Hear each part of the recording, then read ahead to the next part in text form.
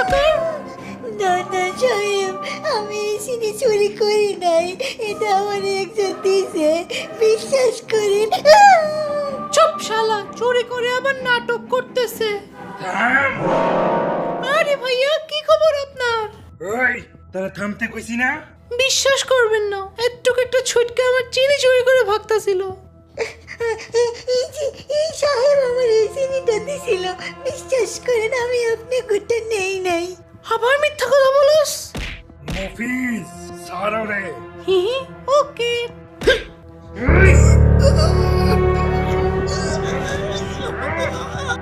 এই যে এসে গেছি আমরা পিঁপড়াদের রাজ্যে।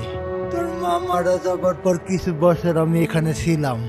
আরে মুন্সি মশা আঙ্কেল যে